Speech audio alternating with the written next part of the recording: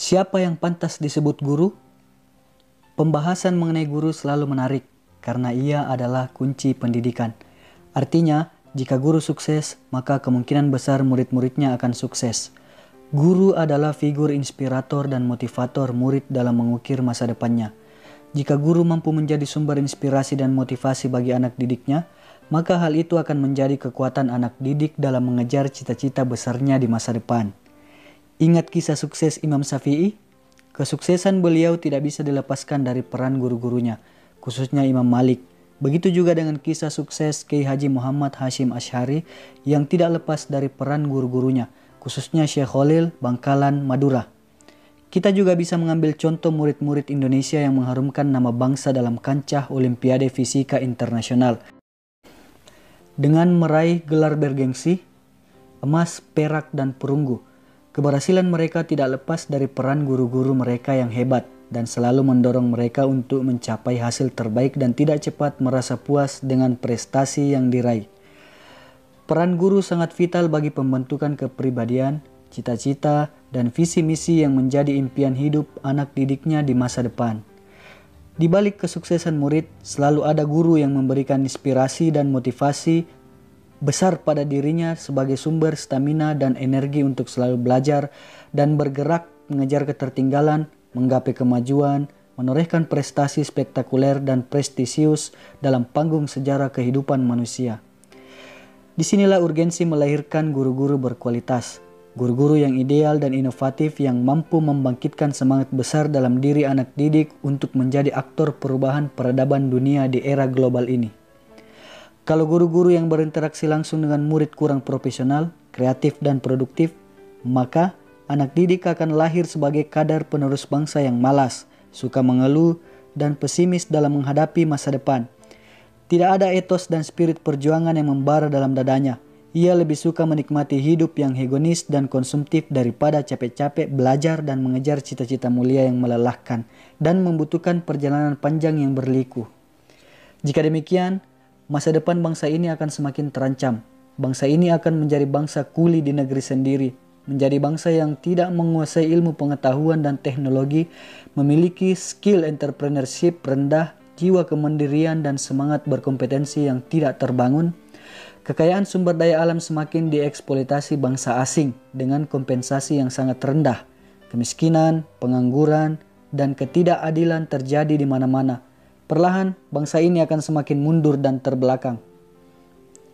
Jika bangsa ini terus terjerembab dengan problem internalnya, terus bertikai dengan kawan sendiri demi meraih kekuasaan, sedangkan kualitas pendidikan, khususnya para guru tidak ditingkatkan dengan profesional, maka bangsa ini semakin tertinggal dengan negara-negara yang dulunya jauh di bawah kita.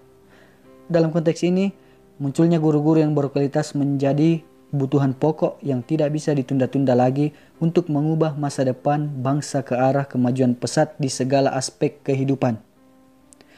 Gurulah yang diharapkan seluruh elemen bangsa ini untuk mengubah nasib bangsa besar ini menjadi bangsa yang disegani bangsa-bangsa lain di dunia karena prestasi besarnya. Lalu, siapa yang pantas disebut guru yang berkualitas ini? Baiklah, inilah kriteria seorang guru. Guru dalam pengertian sederhana adalah orang yang memfasilitasi alih ilmu pengetahuan dari sumber belajar kepada peserta didik. Demikian kalimat dari Husnul Khotimah. Sementara masyarakat memandang guru sebagai orang yang melaksanakan pendidikan di sekolah, masjid, musola, atau tempat-tempat lain. Semua pihak sependapat bila guru memegang peranan amat penting dalam mengembangkan sumber daya manusia melalui pendidikan.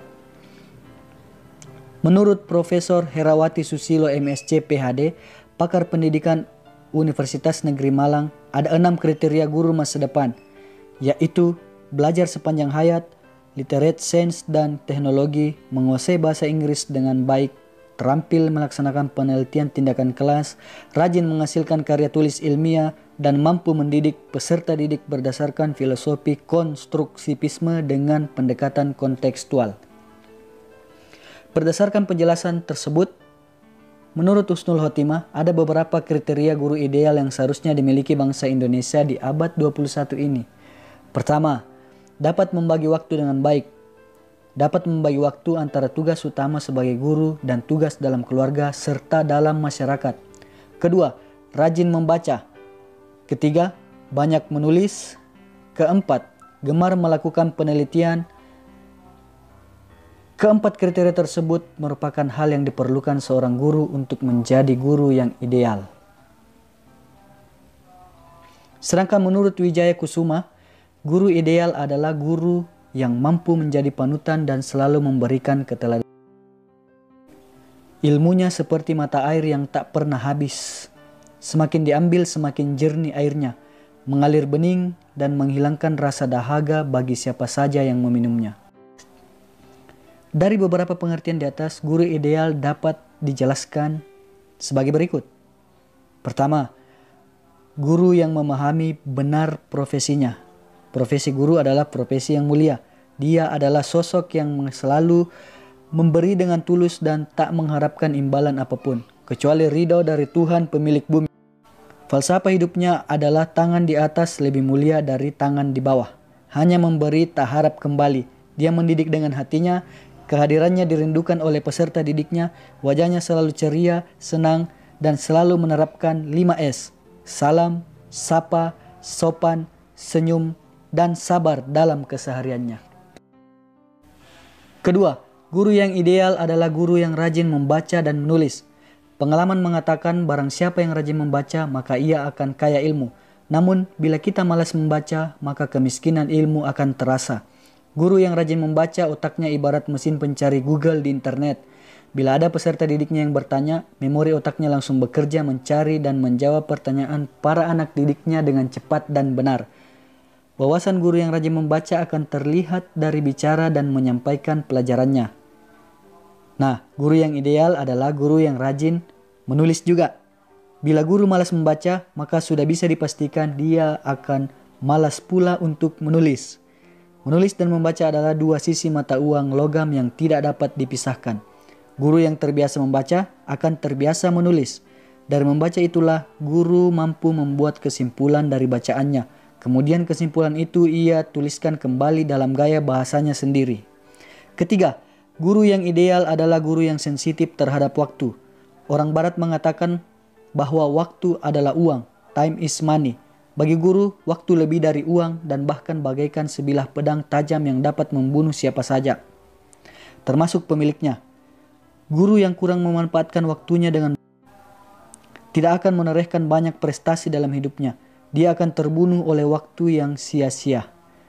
Karena itu, guru harus sensitif terhadap waktu. Saat kita menganggap waktu tidak berharga, maka waktu akan menjadikan kita sebagai manusia tidak berharga. Demikian pula saat kita memuliakan waktu, maka waktu akan menjadikan kita orang mulia. Karena itu, kualitas seseorang terlihat dari cara ia memperlakukan waktunya. Keempat, guru yang ideal adalah guru yang kreatif dan inovatif. Merasa sudah berpengalaman membuat guru menjadi kurang kreatif. Dia akan merasa sudah cukup. Tidak ada upaya untuk menciptakan sesuatu yang baru dari pembelajarannya. Dari tahun ke tahun, gaya mengajarnya itu-itu saja. Rencana pelaksanaan pembelajaran atau RPP yang dibuatnya pun dari tahun ke tahun sama. Hanya sekedar copy dan paste. RPP tinggal menyalin dari kurikulum yang dibuat oleh pemerintah atau menyontek dari guru lainnya. Guru menjadi tidak kreatif, proses kreatif menjadi tidak jalan. Guru yang kreatif adalah guru yang selalu bertanya pada dirinya sendiri, apakah dia sudah menjadi guru yang baik? Apakah dia sudah mendidik dengan benar? Apakah anak didiknya mengerti pelajaran yang dia sampaikan? Dia selalu melakukan introspeksi diri dan memperbaiki diri. Dia selalu merasa kurang dalam proses pembelajarannya. Dia tidak pernah merasa puas dengan apa yang dia lakukan. Selalu ada inovasi baru yang diciptakan dalam proses pembelajarannya. Dia selalu memperbaiki proses pembelajarannya melalui penelitian tindakan kelas atau PTK. Dia selalu belajar sesuatu yang baru dan merasa tertarik untuk membenahi cara mengajarnya. Terakhir, guru yang ideal adalah guru yang memiliki 5 kecerdasan. Kecerdasan yang dimiliki terpancar jelas dari karakter dan perilakunya sehari-hari, baik ketika mengajar maupun saat hidup di tengah-tengah masyarakat. Kelima kecerdasan itu adalah: yang pertama, kecerdasan intelektual; yang kedua, kecerdasan moral; yang ketiga, kecerdasan sosial; yang keempat, kecerdasan emosional; dan yang kelima, kecerdasan motorik. Demikianlah video saya kali ini. Semoga bisa menjadi motivasi untuk kita semua, khususnya para guru-guru yang ada di Indonesia. Cukup sekian, terima kasih. Jangan lupa like, comment, and subscribe.